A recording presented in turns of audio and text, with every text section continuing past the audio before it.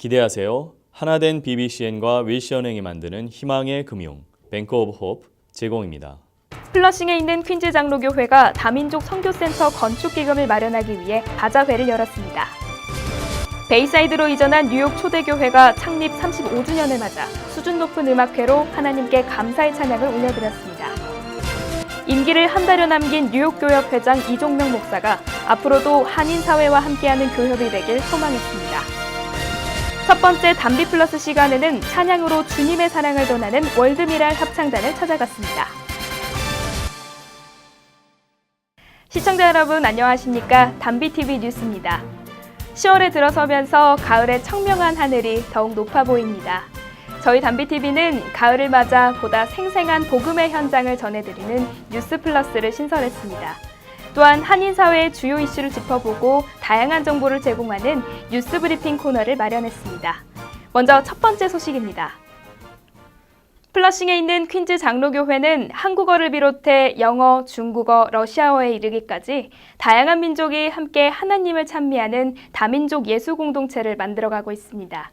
모든 족속에게 복음을 전하라는 사명을 다하기 위해 다민족을 향해 새로운 복음의 길을 열어가고 있는 것입니다.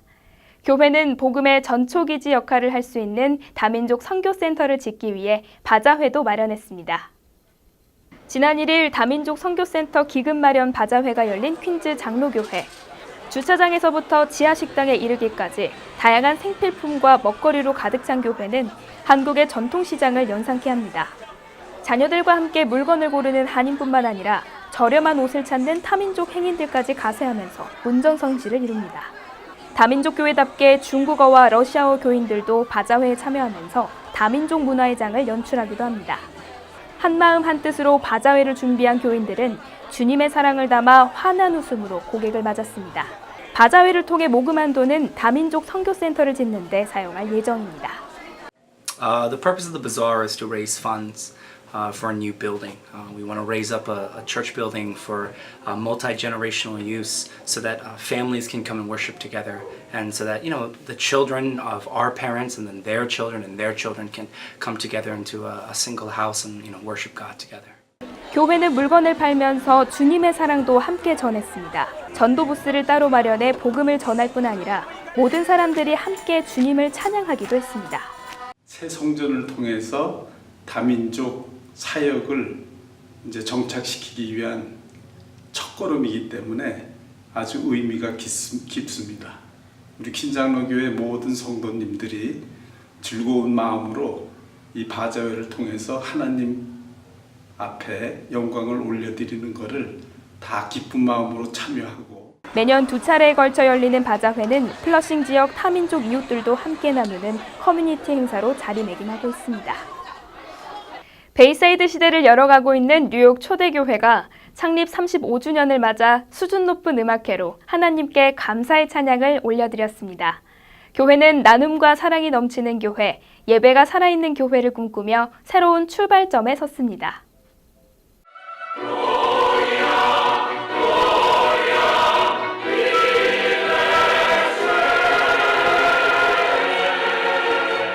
지난 2일 창립 35주년 기념 음악회가 열린 뉴욕 초대교회는 감사의 찬양과 기쁨의 노래로 넘쳤습니다.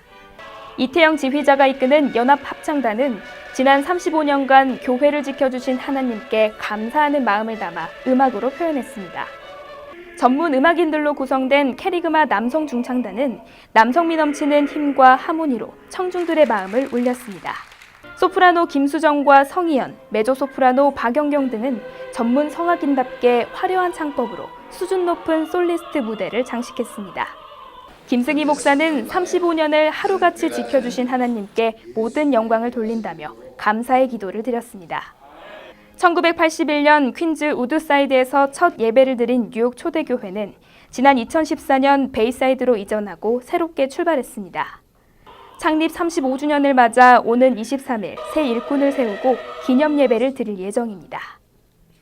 뉴욕 교회협의회가 차기 회장 선거를 앞두고 바쁜 일정을 소화하고 있는데요.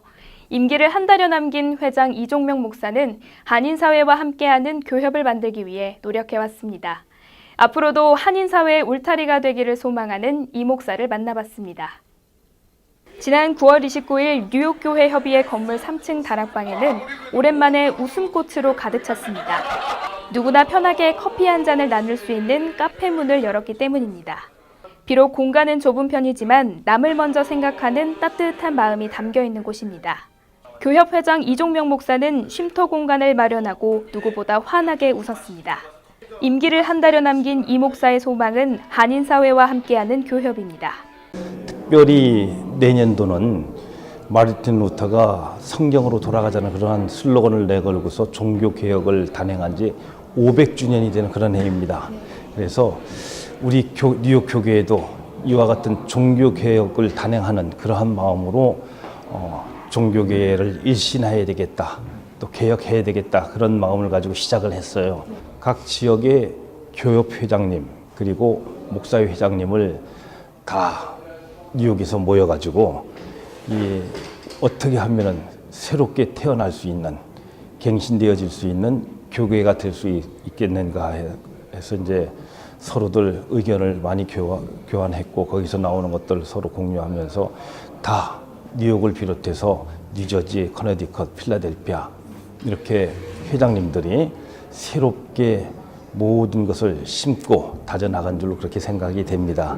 뉴욕 교협은 그동안 내일협회 한인들과 함께 주정부 청사를 찾아가 무차별적 주정부 단속에 반대하며 한 목소리를 내기도 했습니다. 우리 한인 사회 주종업 업종이 될 수 있는 그 네일 산업, 여기 이제 주정부로부터 굉장한 단속, 탄압을 받고 있는 그런 실정인데, 그때 그러니까 2월 29일에는 네일 협회 회원들하고 우리 목사님들하고 얼바니 주청사에 찾아가 가지고서 그 잘못된 것을 개정해 달라는 그런 시위도 했었고, 가깝게는 지난 8월 8일 맨하탄 뉴욕 타임즈 앞에서 시위를 했어요. 한인 사회, 그러니까 우리 성도의 아픔은 교회의 아픔이고 또 교회의 모든 아픔은 뉴욕 교협의 아픔이니까 이런 아픔을, 상처를 치료하고 나가자. 이 뉴욕에는 이단 사이비들이 많이 침투해 있어요. 그러니까 한국에서 들어오는 이단 사이비, 그리고 미국에서 자상하는 그런 이단 사이비들이 많거든요. 여기에서 이제 구출하고자 하는 목사님들이 특별한 그런 각오를 다지고, 또 이것을 미연에 방지하고 교육을 시켜서 성도들을 보호하고 인도해낼 수 있는 그러한 튼튼한 버팀목, 울타리가 돼준 게 이제 교협입니다. 교협과 뉴욕 한인회가 협력해 한인 사회의 든든한 울타리가 되기를 기대합니다. 저희 담비TV가 뉴스뿐만 아니라 보다 생생한 복음의 현장을 전해드리기 위해 담비플러스 시간을 마련했습니다. 이 프로그램은 믿음의 사람들이나 복음의 현장을 찾아가 그리스도와 함께하는 감동의 스토리를 전하기 위해 준비한 것입니다. 첫 번째 현장으로 전 세계에서 찬양으로 주님의 사랑을 전하는 월드미랄 합창단을 찾아갔습니다. 한 알의 밀이 땅에 떨어져 죽으면 많은 열매를 맺느니라.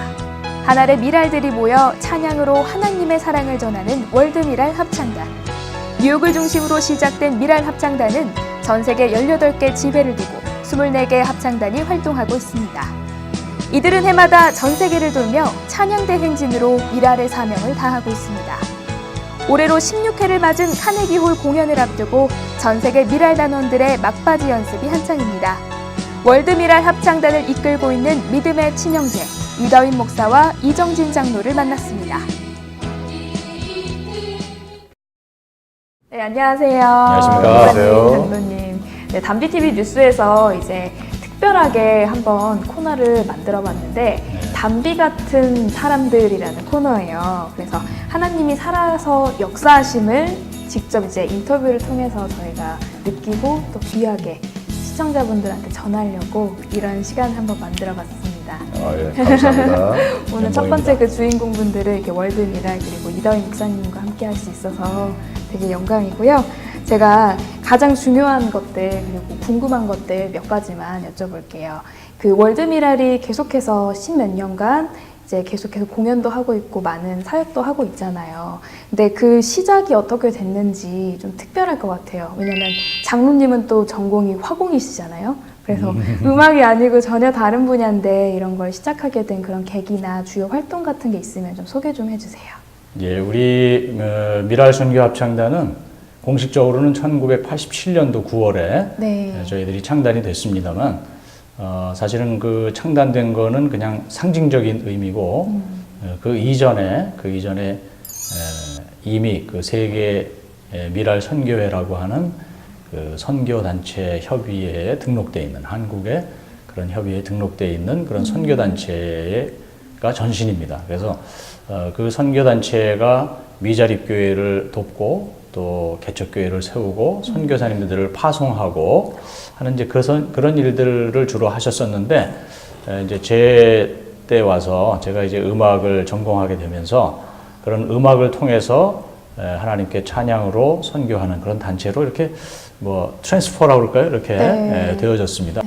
그렇게 찬양을 시작하면서 그러는 사이에 이제 제가 제일 먼저 사실은 이제 미국에 왔고요. 그다음에 제 동생 오고 그다음에 이제 이다희 목사님이 조금 나중에 네. 사업을 하시다가 이쪽으로 이제 오시게 됐어요. 그래서 그때부터 이다희 목사님이 지휘하시고 저는 이제 단장과 같은 역할을 하면서 그렇게 합창단이 시작됐습니다. 굉장히 많은 공연을 하고 있잖아요. 네. 물론 처음에는 찬양이 너무 좋고 또 하나님 이렇게 영광 올려드리는 그게 계기가 됐고 응답이 왔을 것 같은데 카네기홀에서 공연을 하겠다 이런 계획도 되게 색다르고 또 남다르잖아요. 사람들이 굉장히 처음에 말을 듣고 놀랐을 것 같은데 그 시작은 또 어떻게 됐는지 말씀해 주세요.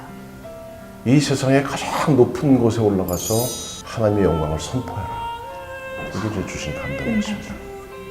그런데 우리에게는 하나님께서 그 장소를 허락해 주셨고 경비라든지 모든 문제를 하나님이 다 책임져 주셨어요. 그래서 우리 합창단이 열심히 카네기에서 찬양한 지가 지금 벌써 한 15년 6년 됐죠 지금요. 이렇게 거듭해 오는 동안 하나님의 인도하심으로 이 세상의 가장 높은 산과 같은 카네기에서 저희들은 오로지 찬양만을 합니다. 하나님의 영광을 드높이고 선포하고 그럴 때 하나님은 찬양 가운데 임재하신다고 말씀하셨기 때문에 하나님께서 찬양 가운데 임재하심으로 복음 전파와 모든 사역들을 하나님께서 알아서 다 이루시는 것이죠. 그렇게 해서 우리가 카네기에서 찬양대 축제를 시작하게 되었는데 이미 우리 합창단은 이제 내년이 저희가 30주년입니다. 그래서 이미 찬양 사역은 다양한 방법으로 많이 하고 있죠. 네. 제가 알기로는 이 찬양 대축제가 기도로 시작해서 계속해서 뜨거운 기도로 이어지는 공연이라고 알고 있는데 이번에 또 다양한 출연진도 돼 있고 다양한 행사도 또 준비돼 있다고 하는데 그런 것 좀 알려주실 수 있나요? 한국에서 어린이 합창단이 한 100명 오는데 창원에 있는 양곡교회라고 네네네. 지용수 목사님께서 담임하시는 TV에도 목사님 설교가 나오시더라고요. 그쵸, 네. 그 교회에서 다윗 어린이 합창단이 나오는데 그 합창단의 특징은 매주마다 대예배 때 어른 성가대를 제끼고 거기서 찬양을 하신답니다. 여기서 굉장히 특이한 그런 어린이 합창단인데 다시 말해서 굉장히 잘하기도 하겠지만 은혜스러운 어린이 합창단이 아닐까 이렇게 기대가 되어집니다. 그 합창단이 오시고요. 그 다음에 이 뮤지컬, 크리스찬 뮤지컬에 아주 거성들이 몇 명 있습니다. 그래서 이 뉴욕에서는 굉장히 유명한 그런 His Life라고 하는 뮤지컬이 있습니다. 네. 예수님의 생애를. 거기에 주연 3분이 나오세요. 그래서 빌하고 랜디 브룩스라고 하는 형제 2분하고 그분들의 사실은 조카인데 더 유명한 그 CCM 가스펠송 가수가 있습니다. 네. 알렌 에스베리라고 하는 이 남자 3분이 트리오로 정말 멋있습니다. 그리고 은혜스럽습니다. 이분들이 오셔서 함께 우리 합창단과 협연하면서 찬양해 주시게 되고요.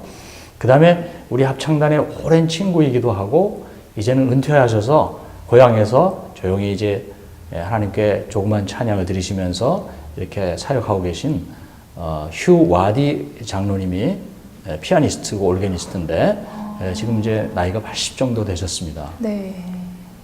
그래서 본인 말씀으로는 내가 아마 내 생의 마지막일 것 같다.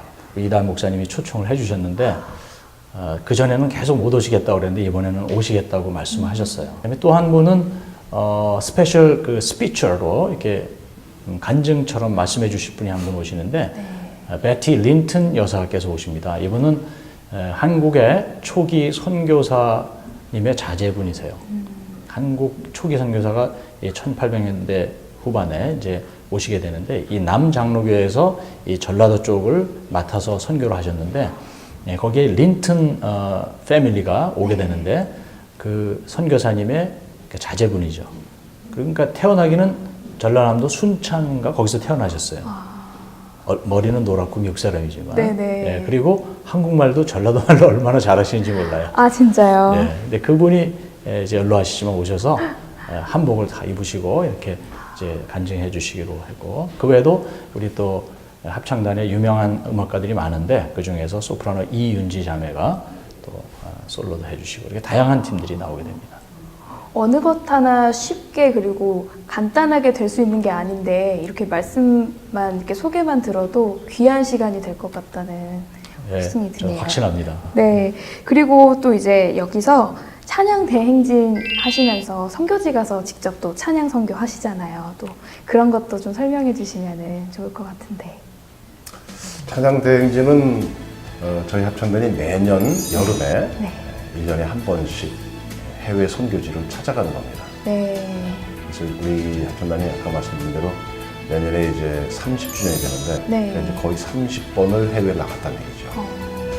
그래서 이제 그러는 와중에 찬양하는 가운데 그 현지에 있는 분들이 우리 찬양을 보고 듣고 하면서 네. 우리도 좀 여기서 미랄 선교 합창단 했으면 좋겠다 하는 분들이 지금 해외 지회를 여러 군데 세워서 네. 이제 내년 2월 달 말경에 베트남에 3개의 합창단이 생기고 같은 비슷한 시기에 말레이시아에 또 2개의 합창단이 더 추가가 돼서 네.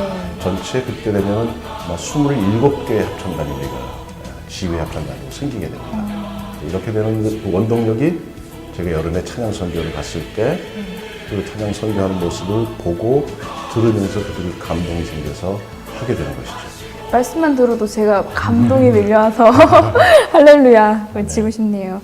네, 그런데 이제 내년에 30주년이 되는 거죠. 월드미랄이. 앞으로 어떤 계획 가지고 있으신지 궁금한데 좀 설명 좀 해주세요. 미랄은 항상 그렇습니다. 물론 30주년이 이제 우리에게는 굉장히 의미 있는 해지만 네. 하나님이 어떻게 하실지는 저희는 항상 그때그때 말씀을 기다립니다. 네. 그리고 주로 이제 영적인 리더이신 우리 이다인 목사님께 주시는 감동대로 네. 이렇게 할 예정입니다. 그래서 딱히 우리가 어떻게 하겠다는 계획은 없습니다. 하지만 하나님께서 분명히 이 30주년을 맞아서 그동안에 우리가 했던 일을 전반전이라고 한다면 이 후반전, 앞으로의 30년을 어떻게 해 나가실지를 우리에게 분명히 길을 열어주시고 또 그런 아름답고 은혜로운 찬양을 드릴 찬스를, 기회를 주실 거라고 믿습니다.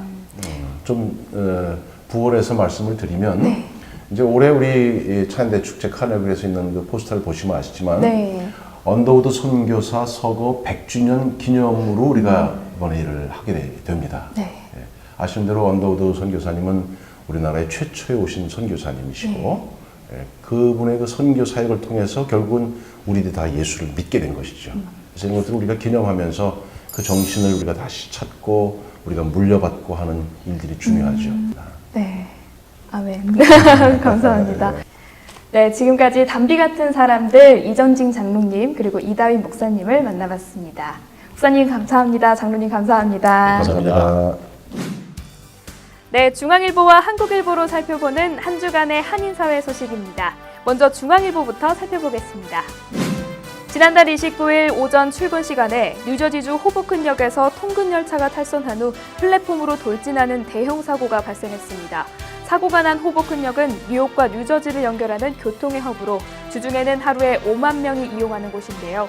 당시 열차에는 약 250명의 승객이 있었으며 이 사고로 1명이 숨지고 114명이 다쳤습니다. 한인들이 많이 사는 타운을 지나기 때문에 한인 피해도 잠시 우려됐으나 사상자 중 한인은 없는 것으로 파악됐습니다. 연방교통안전위원회 NTSB는 사고 열차에 과속 시 자동으로 속도를 줄여주는 속도 제어 장치가 장착되지 않았다고 밝혔습니다. 최근 열차 사고가 끊이지 않고 있는 가운데 이번 사고 역시 안전장치 장착에 소홀했다는 것이 드러나며 법안과 예산에 대한 문제도 부각되고 있습니다. 뉴저지주 버겐 카운티 경전철 건설 가능성이 한층 커졌습니다.